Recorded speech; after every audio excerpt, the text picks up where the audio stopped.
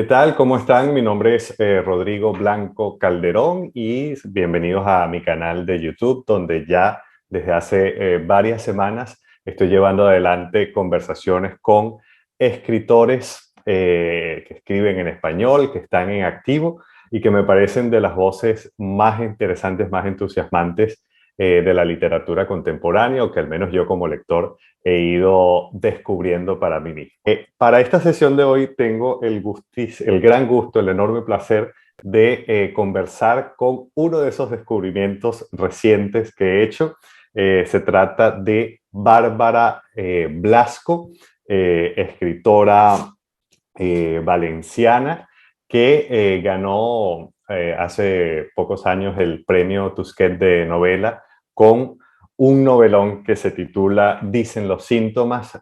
Yo pude descubrir a la autora y a su obra en la reciente Feria del Libro de Málaga y quedé deslumbrado. Fue de esas lecturas donde uno dice, bueno, al fin encontré lo que yo estaba buscando en narrativa novelística española, ligado con ciertos temas muy actuales, por supuesto con todo lo que tiene que ver con personajes femeninos, esta especie de tensión tan fuerte que vemos hoy en día entre lo femenino y lo masculino, entre los hombres y las mujeres, toda una cantidad de temas que circulan a veces de manera bastante superficial y que en el caso de la narrativa de Bárbara Blasco tienen un grosor, tienen una perspectiva y una contundencia que, insisto, no es lo más común encontrar. Y bueno, de estas y muchas otras cosas vamos a conversar hoy con Bárbara.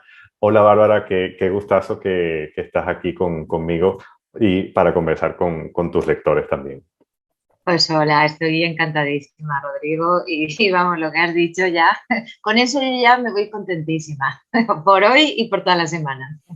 Qué bueno. Muchísimas gracias, de verdad, por tu lectura tan generosa. De verdad que Mira, sí. Bárbara, por supuesto, lo primero que yo supe de ti fue en una actividad que se hizo en los espacios de la generación del 27 aquí en Málaga, un conversatorio de autores de la editorial Tusquets.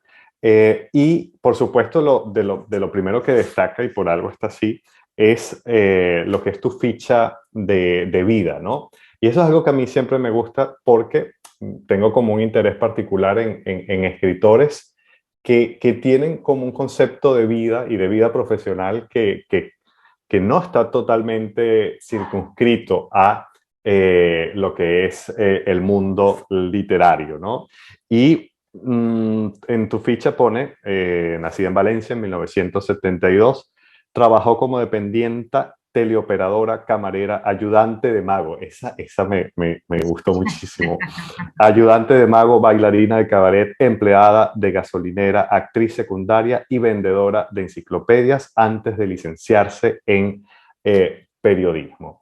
Y todo este currículum bien particular, yo creo que eh, se refleja muy bien en cierto tono de calle, ¿no? que hay en tu narrativa. Es decir, en tus voces narradoras, en tus personajes, nosotros no vamos a encontrar, por lo menos lo que he leído hasta ahora, a personajes que se lanzan a la vida sin ya saber muy bien a veces de qué va, qué sorpresas y qué peligros tiene. Cuéntanos un poco para presentarte también a muchos lectores que me siguen a mí, que quizás todavía no te conozcan, quién era Bárbara Blasco en esos años que lucen tan salvajes, ¿no? Bueno, pues era una desgraciada, casi te diría. Era una pobre desgraciada en el fondo. Era alguien que no tenía ni idea, que no entendía del todo, ¿no? El funcionamiento este tan básico de cambiar billetitos por cosas pues como la luz, el techo, la seguridad, la comida, ¿no? A mí me ha costado muchísimo entender ese mecanismo tan básico de intercambio. Y creo que todavía no lo entiendo. Creo que sigo fingiendo que lo entiendo, ¿no? Que intento hacer coincidir lo que hago y que se llame trabajo y que me paguen por eso para poder tener pues estas cosas tan básicas, ¿no? Al final, un poco de seguridad, un poco de comida, de luz y de agua, ¿no? Pero no acabo de entender. No sé, es verdad que viene un poco de la precariedad, no lo hice adrede para tener un currículum interesante, aunque a todo lo pasado pues no me parece mal, ¿no? Haber conocido, creo que hay una sabiduría o unas experiencias que van en el humano que a un escritor le sirven mucho, ¿no? El trabajar en distintas cosas. Y también me encantan los escritores que basan un poco sus letras en la literatura, quiero decir, tipo Borges, que no es que tuviera tantas vivencias, sino que sus vivencias eran a través de la imaginación y a través de las lecturas. No quiero despreciarlo, pero bueno, creo que también hay enseñanzas muy interesantes en la vida, en el trabajo, en conocer distintas clases sociales o distintos ambientes que sí que al escritor le ensanchan, ¿no? Su universo y su conocimiento de las emociones humanas y del alma humana, que al final también es de lo que se trata en las novelas. No escribimos ensayos solo, ¿no? Escribimos también, trabajamos con eso, ¿no? Sí, entonces yo tengo la sensación un poco como decía Vilamatas, que decía, era Marguerite Duras, ¿no? Decía, escribir es intentar saber qué escribiríamos si escribiéramos. Pues tengo la sensación de que trabajar todos esos años era intentar saber qué sería trabajar si trabajara de verdad, porque era como una especie de impostura, claro, ¿no? Decir, ¿yo qué hago aquí? Pues probar, ¿no? Estoy aquí de bailarina de cabaret y de ayudante de mago, pero yo no soy esto. Pero es verdad que no sabía qué era, ¿no? Entonces todas las posibilidades estaban abiertas. Ok. Y estudiar periodismo, o sea, Sí. cómo fue esa decisión, ¿no? Porque es que yo he leído, y ahorita vamos a hablar con detalle de estas dos novelas, dos de tus novelas, y es una mezcla que es un aire fresco tremendo porque es una mezcla altamente explosiva y efectiva de experiencia de vida, pero también de experiencia literaria, ¿no? De la gran lectora que tú eres y de la gran orfebre que a nivel estilístico también eres, ¿no? Y uno dice, bueno, eh, veo que estudiaste periodismo, te licenciaste en periodismo, pero tus novelas no son novelas de periodista, que eso se está convirtiendo también en un género. Y muy bueno, ¿no? Que da grandes resultados a veces. A ver, yo con 17 años me matriculé en periodismo, 17, 18, ¿no? Y me lo dejé porque, bueno, porque me fui de casa, porque tuve una depresión también, entonces no podía estudiar, no entendía nada de lo que decían los libros de pronto. Era una cosa bastante terrible. Entonces, estuve muchos años trabajando y no tenía estudios superiores y la verdad es que me pesaba un poco, ¿no? Tenía un poco de esa falta o sea, incluso complejo, ¿no? De decir, no tengo estudios. Entonces, a partir de los 30, creo que fue a los 32, me matriculé en periodismo pensando que, bueno, que era lo que más se podía adaptar un poco a mi interés por las letras. Y bueno, pronto me di cuenta de que yo no quería ser periodista tampoco, que a mí no tengo ese espíritu, me parece maravilloso, ¿no? Bueno, al margen de cómo está el periodismo, que también podemos hablar de eso, de la decadencia de la profesión, ¿no? Pero bueno, me di cuenta de que tampoco era lo mío.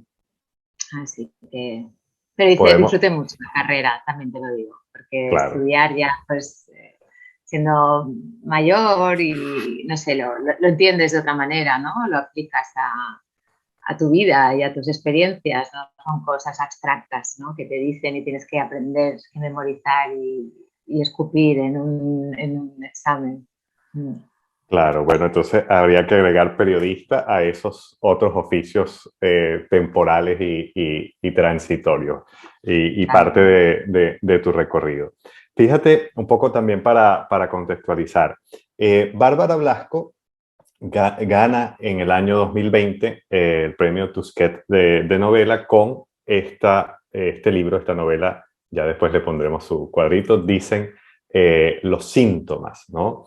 Y fue un gran premio porque siempre está este debate, sobre todo en España, de, bueno, si los premios de las editoriales, premios a novelas inéditas, de verdad cumplen o no con la función de descubrir nuevos talentos, ¿no? Esto lamentablemente no sucede en la mayoría de los casos por distintas razones, pero en el caso de Dicen los síntomas lo fue totalmente. Fue un éxito de premio porque permitió que la obra de Bárbara Blasco llegara a una editorial tan importante como Tusquets con una mayor difusión y a la vez nos permitió, y ahora me dirijo a ti, Bárbara, descubrir que tú no eras ninguna novata, que ya de esta se trataba, si no me equivoco, de tu tercera novela, y que había allí una obra que precisamente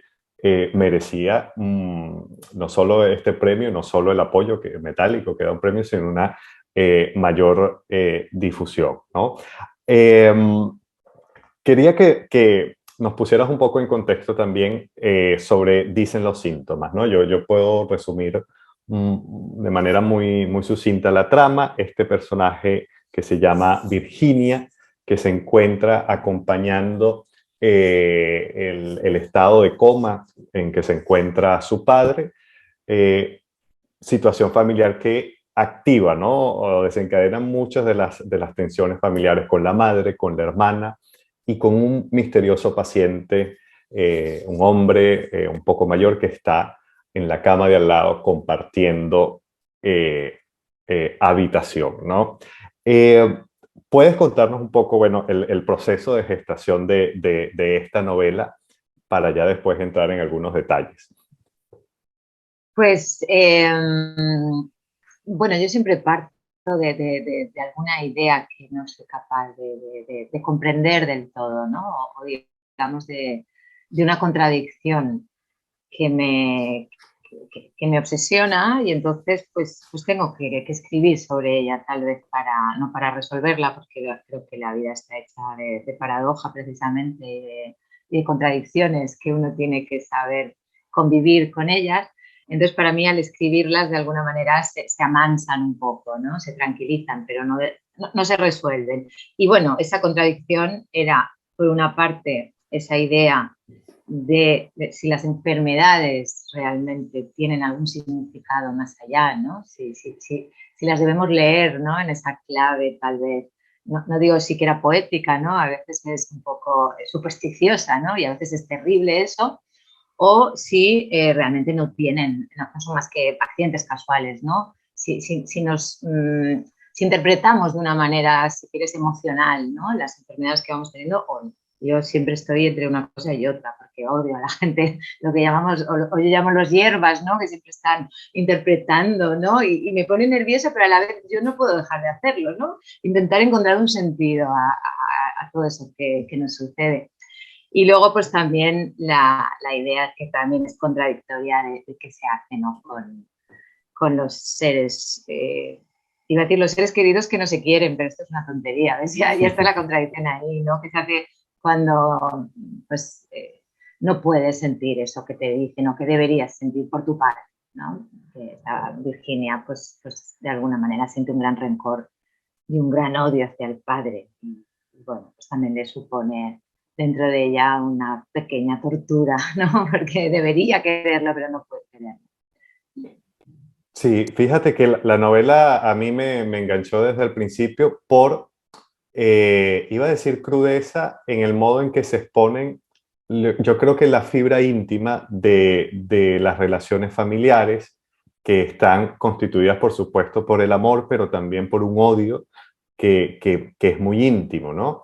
El modo en que tratas la enfermedad, el modo en que tratas la idea de la maternidad, que no es para nada un trato despreciativo en absoluto, pero sí un poco desacralizado, retraer esos temas a la dimensión verdaderamente humana y, y no simplemente una discusión que a veces se torna de corte político. Y hay un momento de la novela donde un personaje dice, oí que el mejor criterio para determinar la calidad de un libro es si no le interesa un condenado a muerte, no es bueno, ¿no?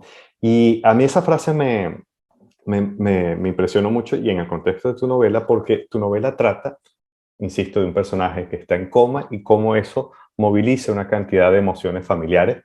Y yo creo que te comenté en privado que cuando yo leí la novela, en mi familia estábamos pasando por esa misma situación, un familiar en estado de coma, y tu novela me acompañó. Fue así como, fue como entender bueno, que estas cosas han pasado, nos pasan a todos, y tu novela da con unas fibras muy, muy, muy reales, ¿no? Y independientemente de si se haya tocado vivir o no las Eso situaciones es. que narran allí.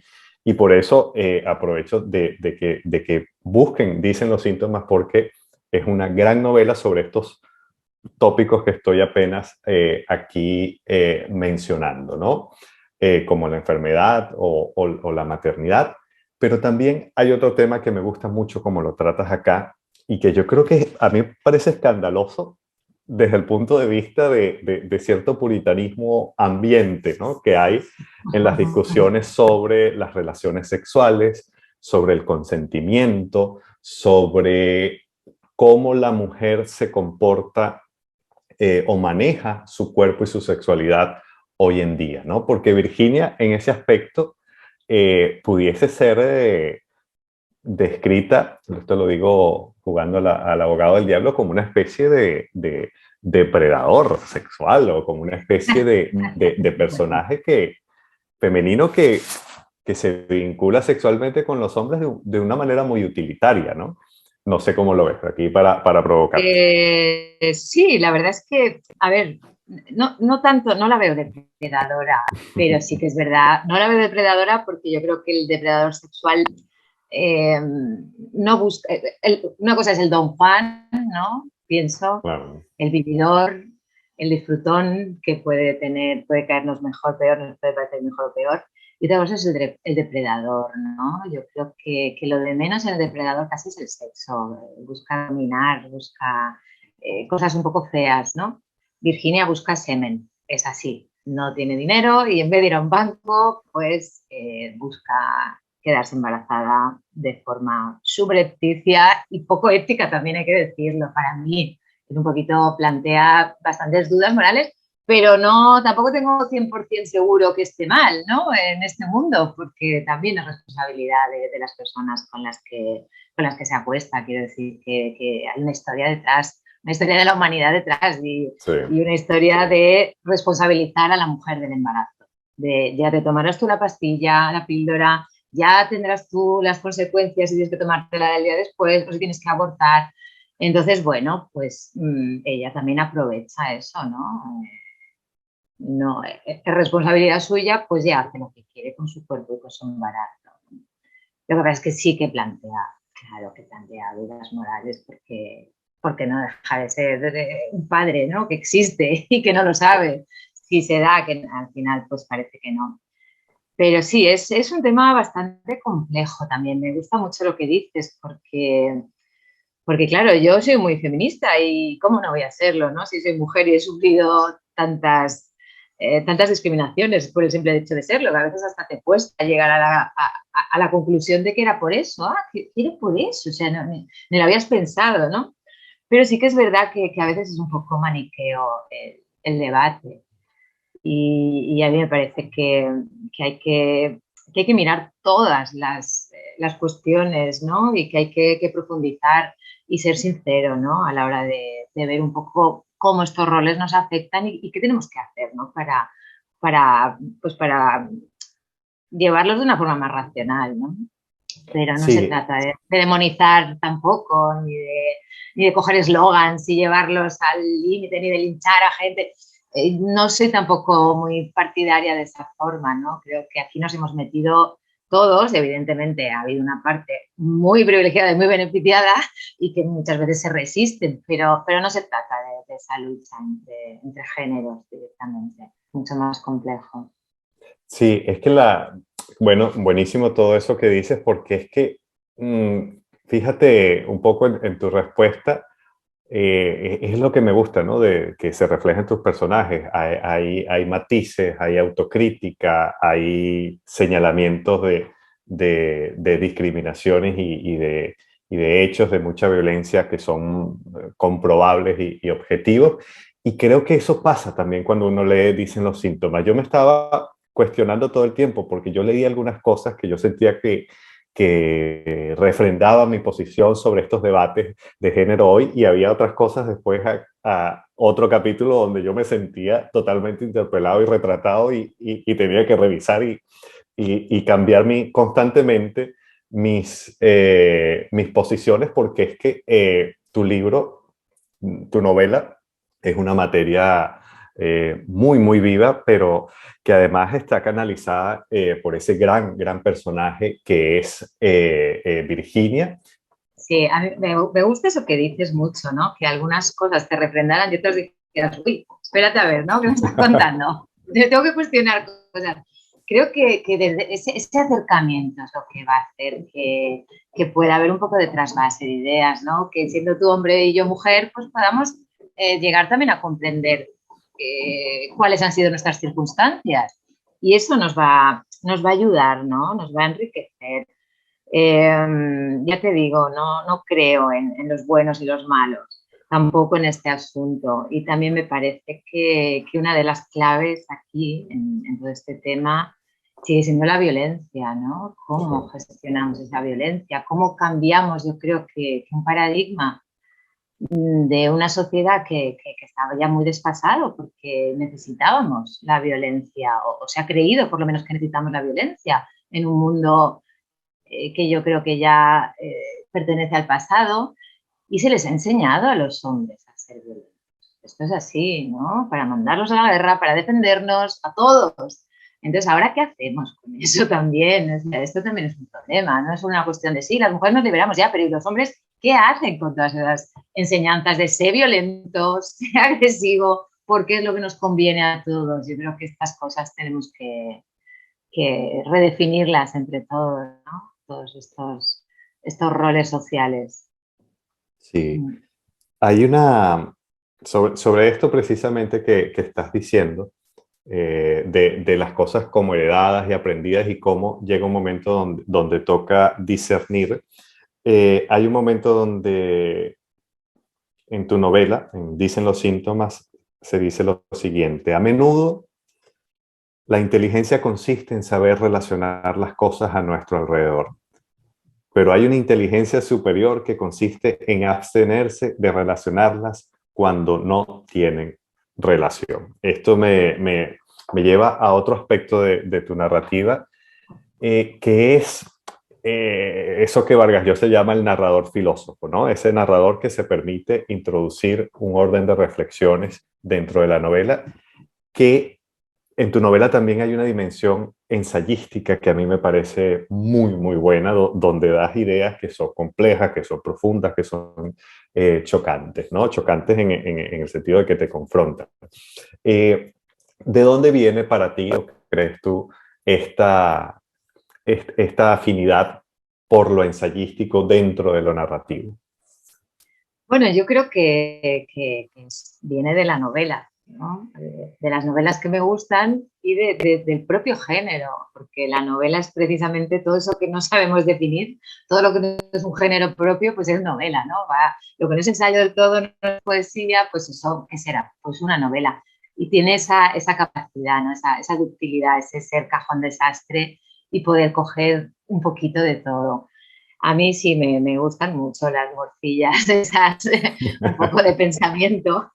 A veces me tengo que controlar un poco porque digo, no olvides que esto es acción, ¿no? Y hay que llegar de A a B y esto es la novela y bueno, pero entre medias sí que caben un poco estas cosas. Y por la cita que decías, sí, yo creo, estoy convencida, ¿no? De hecho lo dice Virginia, pero lo suscribo, ¿no? Esa inteligencia primero que empieza por relacionar y luego por abstenerse de relacionarse. Creo que al final el criterio es la base de la inteligencia, ¿no? Saber juzgar cada situación, no según un esquema, una plantilla, sino saber cada situación valorarla, ¿no? Como de forma única.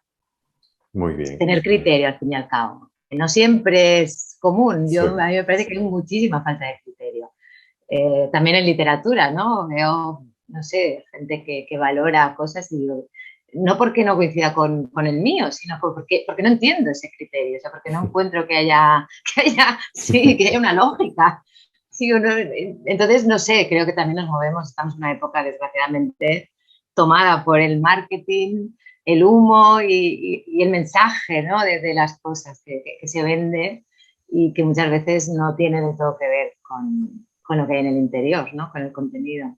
No, totalmente de acuerdo. Y en lo que se refiere al medio editorial y literario, la falta de criterio es impresionante, ¿no? Por eso yo digo que en el caso de las últimas ediciones del Premio Tusquets, de verdad ha habido unos grandes aciertos y eso motiva, ¿no? Tú dices, bueno, de verdad hay todavía espacios donde eh, pueden sorprendernos ciertas cosas, ¿no? Y fíjate, vamos a pasar a hablar ahora de tu más reciente publicación.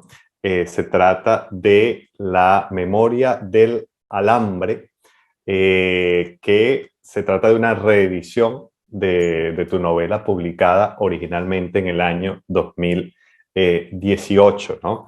Y ahora yo quiero recapitular algo que tú dijiste en esa actividad en Málaga, que tú decías que a ti a veces te costaba mucho o te costaba un poco hilar o inventar demasiadas tramas en la novela y que por eso te enfocabas más en el tratamiento del lenguaje, ¿no? Y yo me quedé con eso y había leído Dicen los síntomas y puedo encontrar como un eco de lo que tú decías. Ahora, yo leí La memoria del alambre, la leí en 2 sentadas, maravillosa novela, y me di cuenta que lo que dijiste era totalmente falso. Esta es una gran novela que más bien está despojada de eso que tú acabas de llamar de estas morcillas ensayísticas o reflexivas, que es trama pura, ¿no? Y que más bien nos demuestra que cuando Tusquets premia tu novela, ya nosotros estábamos en presencia de una narradora consumada. ¿Qué nos puedes contar entonces? ¿Cómo podrías tú contextualizar para los lectores la memoria del alambre? Si tuvieras Si tuviera que que decir, bueno, de entrada me apetece decirte, contestarte a eso, que es verdad que tiene más trama y que creo que, aunque cada vez me interesa más el estilo, no se puede despreciar todo lo que se transmite a veces con la trama, es verdad, ¿no? Pero también de decirte que es una novela cortita y que me ha costado un montón escribirla. O sea que eso confirma que realmente se me da muy mal, se me da bastante mal, ¿no? Saber qué va a pasar, ¿no? Tratar de construir, porque al final la trama es una metáfora de situación, ¿no? Y tiene que estar todo unido y tiene que tener un sentido y a mí eso me cuesta bastante. Bueno, La memoria del alambre pues es la historia de una cantante de verbenas que va de pueblo en pueblo cantando canciones que a ella le parecen espantosas y vergonzosas y vergonzantes, de Bisbal, de Baute, de toda esta gente, cuando recibe el mail de la madre, supuestamente de la madre de su mejor amiga de adolescencia que murió arrollada por un tren.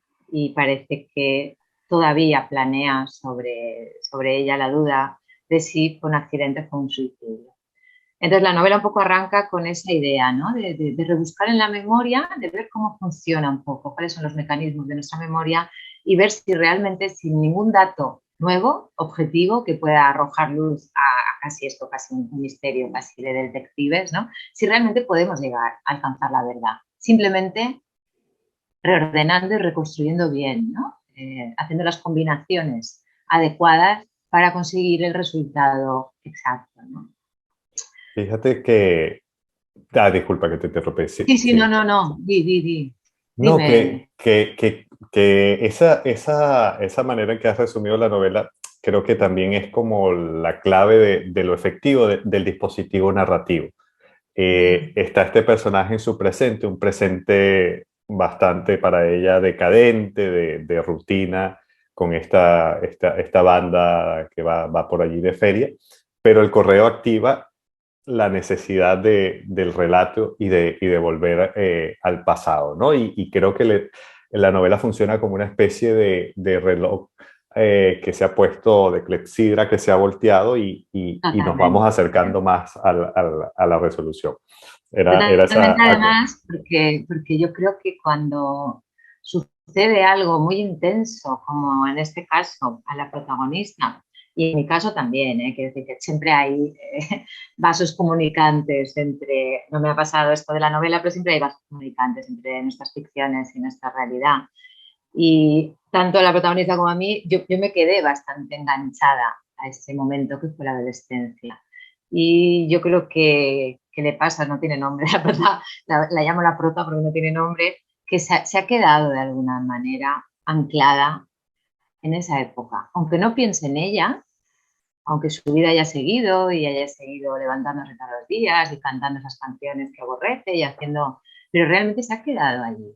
Entonces, la vuelta al pasado y a, de alguna manera, desbloquear ese trauma es lo que le permite pues, volver al presente, en el fondo, cerrar esa etapa de adolescencia. Yo por lo menos también lo escribí para eso. Es decir, bueno, sal ya de la adolescencia, porque tenía esa época, no sé si entre mitificada y también había quedado traumatizada, ¿no? Por esa época. Entonces, para mí muchas veces escribir es meterme a fondo para alejarme un poco de ese periodo. Y luego una cosa increíble también, que siempre cuento, pero es que es de verdad, con esa novela yo descubrí una cosa absolutamente, no sé si fascinante o terrorífica de la ficción, que es que yo construyo la memoria del alambre a partir de recuerdos míos, ¿no? Y de experiencias. Lo que pasa es que luego esas experiencias pues las llevo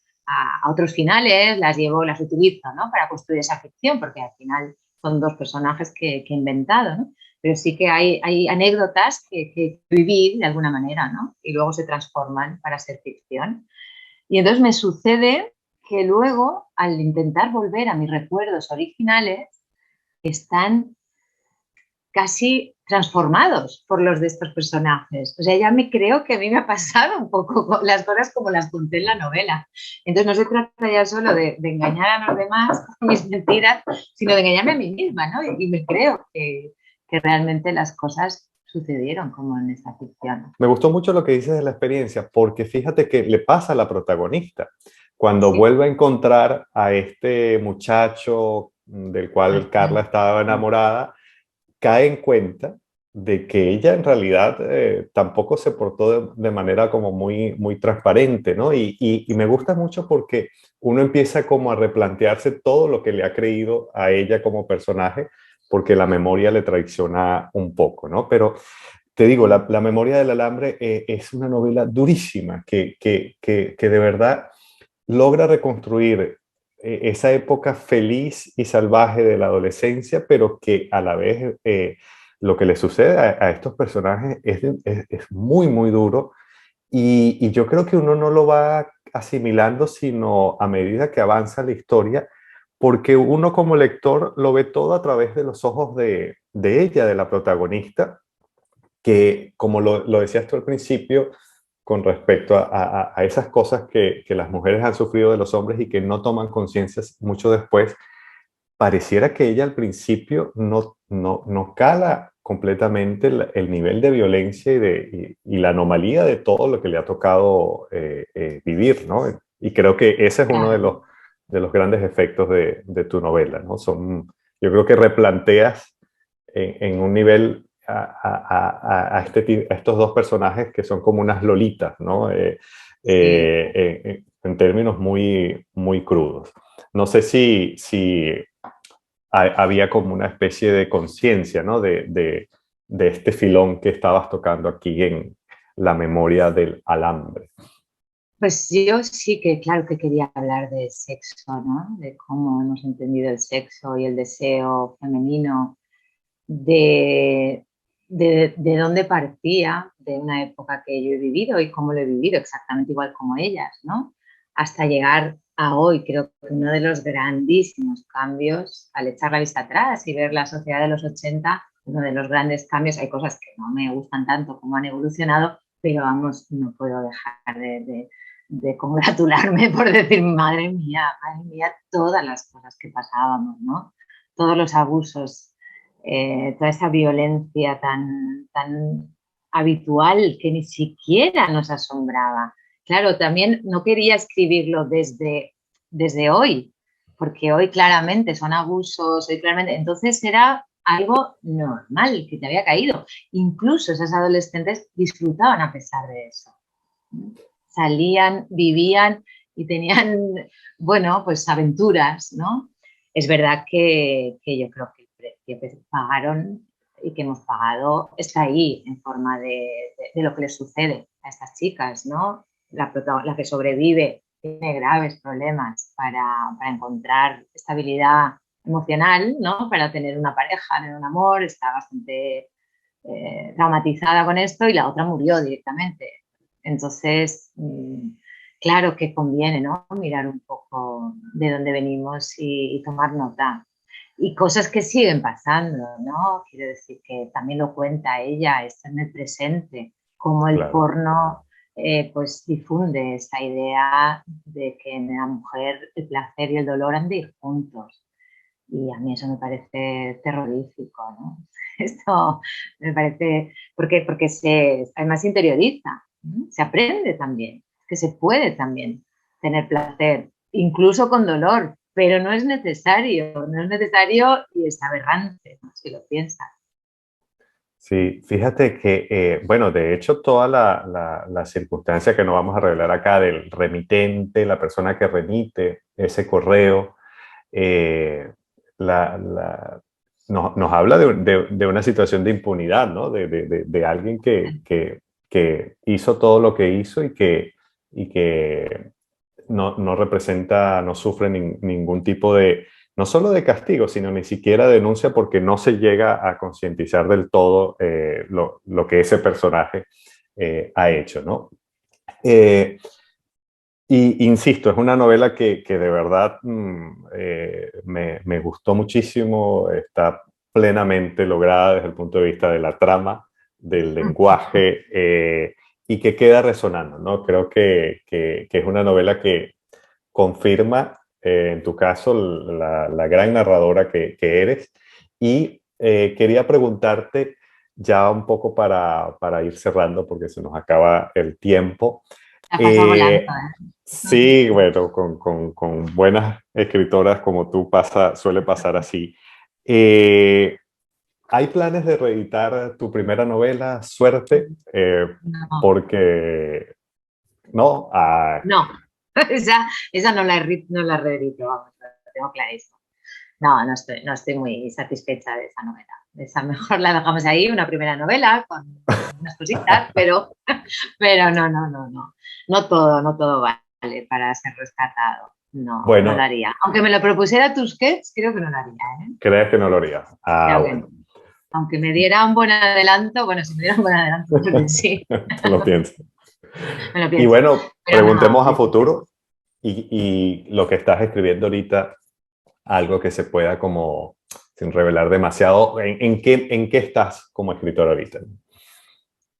pues bueno, estoy en una historia que me está costando un poco la vida sacarla adelante, sí, sí. Estoy en una historia que en parte es por fin o no, desgraciadamente, ¿no? Parte de una cosa autobiográfica, pero siempre con la coartada literaria. Ya. Un poco, me gustaría hacer un poco historia de vida, manual literario. Es una cosa un poco extraña, ¿no? O sea, cómo, no sé si a golpes o por lo menos con experiencias de la vida, pues uno va aprendiendo a manejar los puntos de giro, el estilo, un poco así, ¿no? Hacer ese paralelismo, ¿no? Porque pienso, al fin y al cabo, aunque he tenido una vida bastante atribulada, pero pienso que en mi vida no le interesa a nadie, ¿no? Si no hago de eso algo literario, algo universal, ¿no? Un poco Bueno, estaremos, compartir. estaremos muy pendientes de ese próximo libro cuando sea que salga, porque estas cosas se toman su tiempo. No me queda sino darte las gracias, Bárbara, por tu tiempo, porque sé que estás ahorita a tope con la promoción de La memoria del alambre. Por favor, vayan corriendo a comprarla, a leerla. De verdad, es una novela que les va a encantar.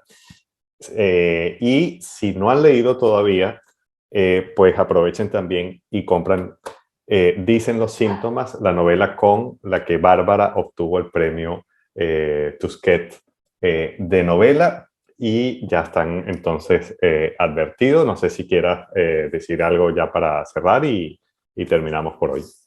Pues quiero agradecerte, agradecer que existas y que hagas estas cosas, tanto como escritor como promotor de cultura. Creo que nos necesitamos, necesitamos hablar con personas que tienen criterio, que tienen inteligencia, que tienen sensibilidad y todo eso. Y que te agradezco mucho, de verdad. Bueno, no, muchas Claro. gracias, gracias a ti. Y bueno, no, la idea era siempre cerrar con Bárbara. Ya saben, busquen sus libros, no se lo pierdan, y nos vemos en la próxima emisión de estas conversaciones a través de mi canal de YouTube. Recuerden, si te gustó esta conversación, por favor suscríbete, activa la campanita y estamos entonces pendientes. Chao. Chao.